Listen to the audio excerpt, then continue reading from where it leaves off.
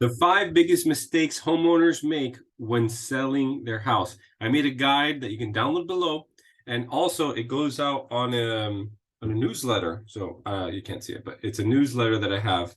I send it out with properties, so homeowners around us can see exactly those guides. We're here to help. So I'm going to share it right away. And what you can see here, see if you can see everything. You should be able to. Let's do it this one. This one's better. Okay, so 5 biggest mistakes to avoid when selling your home. And we have here just some branding. Neglecting needed renovations. So a lot of times this can be overcome by having a pre-inspection. So it's just hire an inspector beforehand. Identify what items need to be done or what they're going to knock you down on during the inspection period. This is what's going to save you. This $500 that you're going to spend on an inspection might translate to a couple of tens of thousands of dollars later that are going to be try to be negotiated, or even if it's just a couple $1,000s, it's going to be a good return on investment. And you'll be able to identify and disclose things ahead of time. So if you have a lot of offers, you say, look, these offers include these items that I'm presenting here on this inspection report. So it's a good way for you to position yourself well and do the work now so later you don't have to, depending on what it is. Some people like to, they would rather redo the kitchen to the style that they like. So it just depends on some of the cosmetic stuff is going to work. Now, failing to properly stage your home is the second mistake. And what this is if you have an empty home, putting in the furniture or making sure that people see how they can live in is good. When a home is not habitable, it's falling apart, it's very hard to get those retail buyers. Retail buyers are those that are going to be living in it at the end. Those people are going to pay the most for your home. And failing to stage your home properly, or at least getting it decluttered and having those neutral colors on the walls, makes the home look a lot cleaner. So here's what you can do: repaint walls in light neutral tones, remove some of the furniture, get rid of any evidence of pets during showings. So that's what you want to do.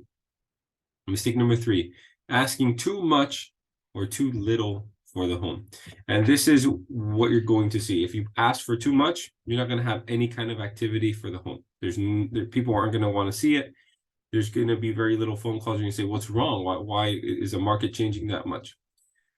And if it's too little, you're going to get too many people coming in, which at some point, what it's going to do is drive the price up with the bidding war.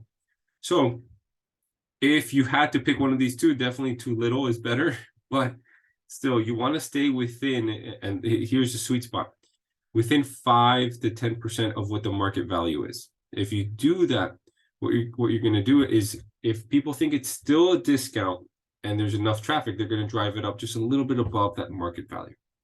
So that's where we definitely recommend do what the market dictates in this situation, and then selling to the first highest bidder. So if on the first day you get one offer and you accept that one, how do you know that was the highest offer? I mean, everyone has a little bit of a different situation depending on how quickly you need to move or how long you've delayed this process, or if there's a divorce decree you've been waiting for a while and you can finally get it going. But still, that might not be the best offer. And so you want to make sure that you really get someone on your team that's going to help you with this. So, and then not working with the right agent, especially someone who's local. Some of these, I work all Miami-Dade County, all of Broward, all of West Palm Beach. You can't specialize in that. So just like a doctor that just works on an ankle, they only know ankles. You want a specialist that works in your neighborhood, that understands, knows the years that the homes were built, the developers, what's the style of home, what are they selling for, what are some of the common features in the area, how can you sell the area.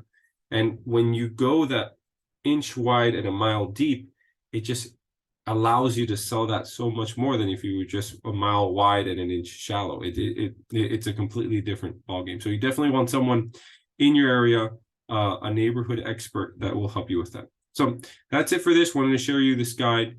the branding, and if you do happen to get this market report, the postcard, yeah, that's what you're gonna see. All right, until next time.